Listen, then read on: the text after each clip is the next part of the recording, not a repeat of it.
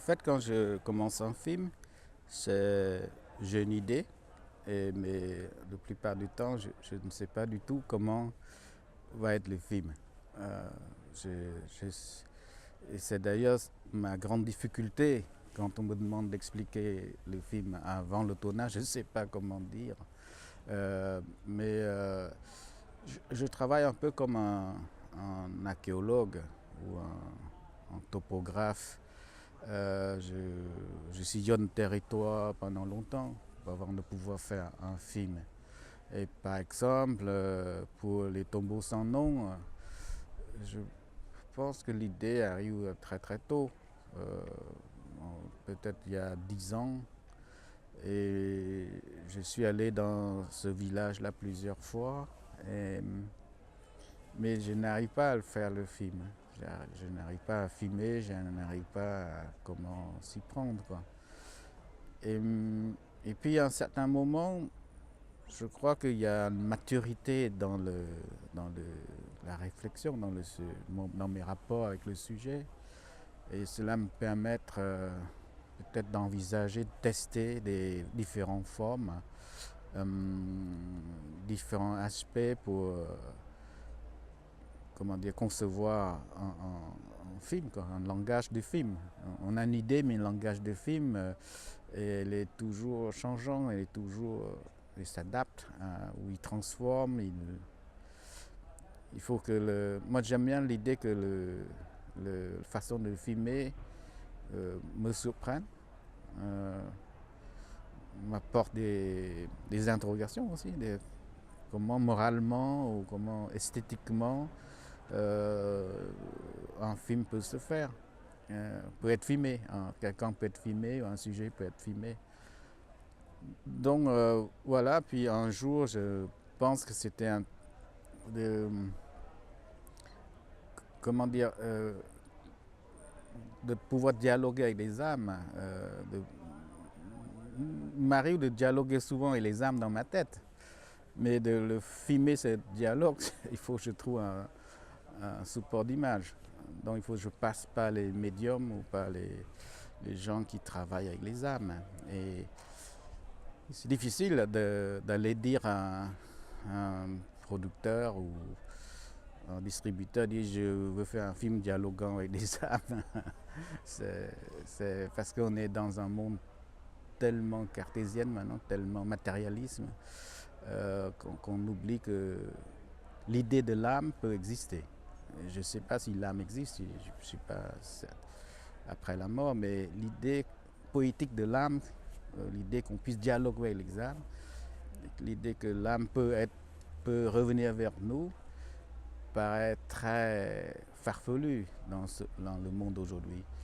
Euh, du coup, ça m'a intéressé de, de orienter le film vers cette voie-là, euh, cette voie un peu non palpable.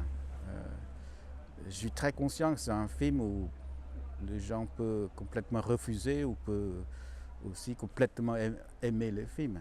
Euh, si, euh, si on est dans le monde qui est aujourd'hui, le monde de multimédia, de smartphones, de films qui va rapide, de,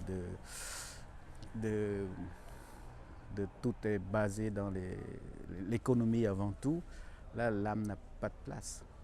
Mais en même temps, l'interrogation ou le dialogue avec les âmes est plus que jamais important et essentiel pour nous et je dirais même pour notre civilisation. Oui, de toute façon, le cinéma est un drôle d'art, une drôle forme d'art en tout cas. Ça a l'air vivant, mais on n'arrête pas de courir derrière les morts. Euh, Chaque chose qu'on filme disparaît. Et en fait, ce n'est que les réminiscences d'une mémoire ou d'une joie, d'un amour ou beaucoup de tragédies dans le cinéma en fait. Et je pense que filmer de l'âme, c'est aussi retrouver le cinéma parce que parfois j'ai l'impression de perdre aussi le cinéma. Je perds le cinéma parce que je ne trouve plus le rythme que dans les images, je ne trouve plus la vie dans les images. Je trouve souvent les scénarios parfois bien écrits, des actions, mais j'ai pas le temps. J'ai pas le temps de dialoguer avec les images, avec l'image, avec le film. C'est étonnant que ce sont des films devenus sans dialogue possible avec moi. Donc, faire sur les âmes, évidemment, il y a mon histoire personnelle aussi qui est impliquée dans le film. Mais aussi, c'est une interrogation aussi sur le médium de cinéma. Le cinéma est un médium. C'est comme un sorcier aussi, le cinéma. C'est comme une sorte de interface entre nous et notre nostalgie ou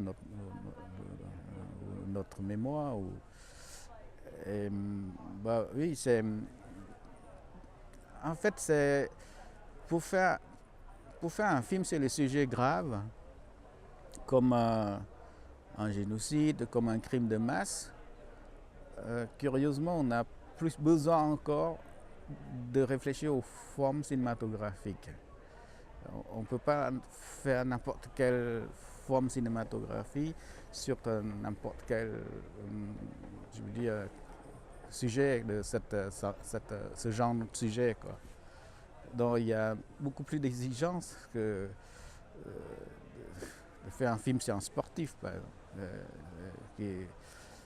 Moi, à un certain moment, je voulais faire un film sur la boxe, parce que c'est une sorte de... Je pensais que c'est très intéressant, c'est le langage de corps. Et puis j'ai abandonné parce que je ne voyais pas comment je pouvais adapter une forme cinématographique, comment je peux réfléchir avec les images sur ce sujet-là. Peut-être je reviendrai un jour. Mais là, avec les âmes, c'est spécial, quoi. C'est spécial, si, c'est vrai que on pose beaucoup de cinéma au milieu, sur la table, quoi. Qu'est-ce qu'on va faire avec le cinéma, avec ce médium-là? Comment dialoguer avec les âmes? On n'est plus dans le monde de philosophie aujourd'hui. On est dans le monde de l'opinion. Donc les images fabriquent les opinions. Il faut fabriquer la masse. Et les images ne nous demandent plus à réfléchir. C'est la difficulté d'aujourd'hui de faire des films sur ce sujet-là, quoi. Voilà. En fait, quand on commence à faire un film, on se parle très peu. Moi, je parle très peu avec mes collègues, quoi. Que ce soit pour la musique ou pour l'image ou pour le texte. Et je pense que d'abord, parce que je vais dans le cinéma, je vais dans un film, comment je veux dire, dans une église. Il faut la foi, quoi. Il faut une croyance forte. Et je crois que c'est cette croyance-là qui un peu amené mes amis avec moi. Peu importe s'ils ne savent pas où, je ne sais pas moi-même où je vais en finir, mais ils me font confiance.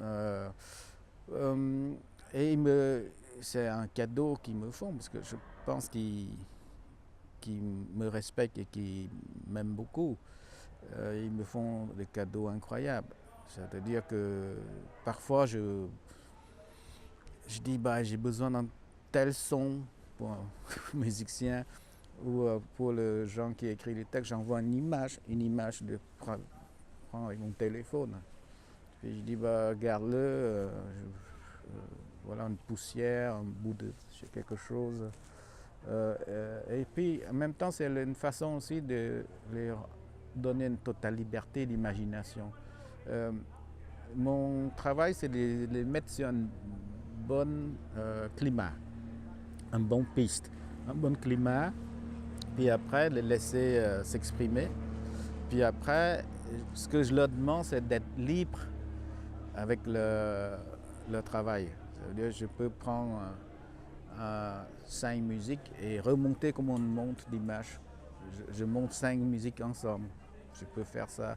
Je peux déplacer un texte, je peux découper des phrases et remettre devant, derrière. Je ne sais pas travailler autrement. Je travaille le texte, je travaille le son comme je travaille l'image. C'est quelque chose qu'on fait avec ses mains, en fait. deux sons côte à côte créent quelque chose, deux images côte à côte créent un sentiment. Donc, c'est juste pour éviter que Marc Mardel, le musicien, me compose 3 minutes et 2 secondes pile. Je n'aime pas ça. Je n'aime pas si les séquences durent 3 minutes et 2 secondes. Souvent, le musicien, vous fait 3 minutes et 2 secondes pile. Et ça j'aime pas. J'aime pas cette truc précise.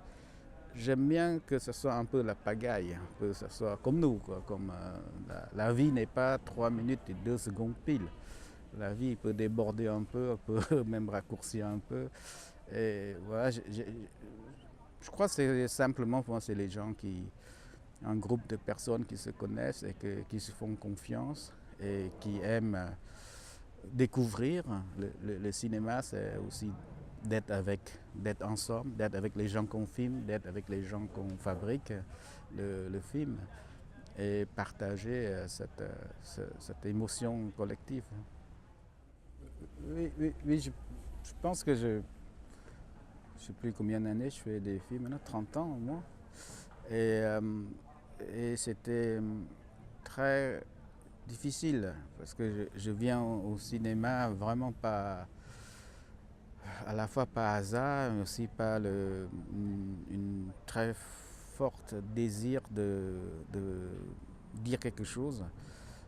Et pardonnez-moi, j'ai dit peut-être des choses un peu trop exagérées, mais ce que je veux dire, c'était de l'ordre où filmer ou mourir, quoi. C'est pas des choses qu'on se dit comme ça, mais c'est quand même ça, quoi. C'est où j'arrive à parler des choses où je succomberais. Et ça me fait penser là, en parlant de ça, à Primo Levi, par exemple, quelqu'un qui a fait toute une œuvre incroyable et qui est arrivé à la fin à sauter dans les cages d'escalier. Et pour moi, c'était assez terrible. C'est comme si une défaite, le poids du passé des tragédies est si lourde qu'on n'arrive pas. C'est mon interprétation de son suicide. Mais j'ai vécu très très mal ce suicide, quoi. Beaucoup de gens se suicident comme ça au bout de 30, 40 ans, après avoir vécu des choses compliquées. Pourquoi? Parce qu'il me semblait qu'on est tous survécu à une forme de tentative de total anéantissement. On va vers comme ça. On va. Et en fait, notre travail, c'est pourquoi j'ai choisi le cinéma, notre travail comme dans l'écriture ou dans l'image, il faut tendre vers l'humanité, vers le haut. Donc on a deux oppositions. Plus on avance sur notre travail, sur ce passé qui est compliqué, plus l'œuvre doit être encore plus artistique. Je veux dire, il faut être encore plus poétique, encore plus vivante. Quand vous regardez le travail de Primo Levi dans la littérature, c'est comme ça. Au début, c'était un témoignage, puis petit à petit, on va vers la littérature. Voilà. Et moi, je crois que l'art, en général, est une forme de résistance incroyable que chaque humain, tente de, comment dire, quand on tente de retrouver notre dignité, de construire notre liberté, d'apprendre à vivre. Et là est un moyen plus que essentiel. On doit plus on nous amène vers l'anéantissement, plus là doit être va vers la vie, va vers la poésie. Il faut plus de poésie. Je crois que c'est Adorno qui disait qu'après Auschwitz, la poésie n'est plus possible. Moi, j'ai toujours dit qu'il faut plus, encore et encore de poésie.